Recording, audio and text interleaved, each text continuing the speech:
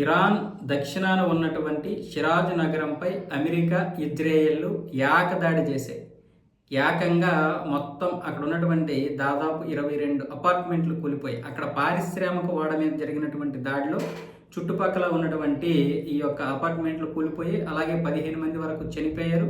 ఇదంతా కూడా నిన్న జరిగింది. ఈ రోజు ఉదయం కూడా ఆ యొక్క ప్రాంతం మీద ఇజ్రాయెల్ అయితే దాడులు చేసింది. అలాగే వీటితో పాటు లెబనాన్‌లో ఉన్నటువంటి దహే, బీరూట్ ప్రాంతాల మీద కూడా ఇజ్రాయెల్ అయితే ఏకకాలంలోనే దాడులు చేయడం జరిగింది. అటువైపు దగ్గర 9 లక్షల మంది నిరాశ్రయులైపోయారు.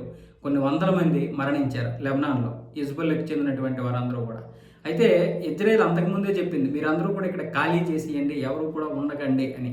దాంతో చాలా గ్రామాలు ఖాళీ అయ్యాయి. 32 గ్రామాలు ఖాళీ అయ్యాయి, కానీ చాలామంది ఖాళీ చేయలేదు. దానివల్ల మరణాల సంఖ్య పెరిగింది. మరొక వైపు షిరాజ్ నగరంలో నిన్న ఈరోజు జరిగినటువంటి దాడుల వల్ల ఆ నగరం నేలమట్టం అయిపోతుంది. మరొక వైపు అక్కడ ఉన్నటువంటి క్షిపణుల యొక్క కేంద్రం ఏదైతే ఉందో ఆ కేంద్రం మీద దాడి చేయడం వల్ల మొత్తం అదంతా కూడా పొగతో నిండిపోయి అసలు అవతల ఏం జరుగుతుందో కూడా అర్థం కాని పరిస్థితి. మొత్తం ఆ దక్షిణాన ఉన్నటువంటి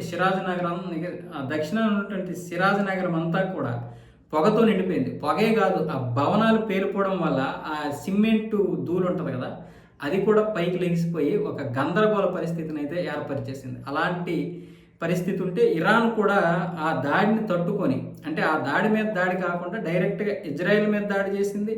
అలాగే ఇటువైపు ఏమొచ్చేసి సౌదీ మీద, మిగతా గల్ఫ్ దేశాల మీద కూడా దాడులు చేస్తుంది. ఇటు ఇజ్రాయెల్, అమెరికా ఎంత రెచ్చగొట్టి వాళ్ళ మీద దాడులు చేస్తాయో సౌదీ మీద అంటే గల్ఫ్ దేశాల మీద అంత ఎక్కువగా దాడి జరుగుతుంది. సౌదీ మీద దాడి జరుగుతుంది. అలాగే ఈ రోజు కూడా దుబాయ్ ఎయిర్పోర్ట్ మీద కూడా దాడి చేశాయి.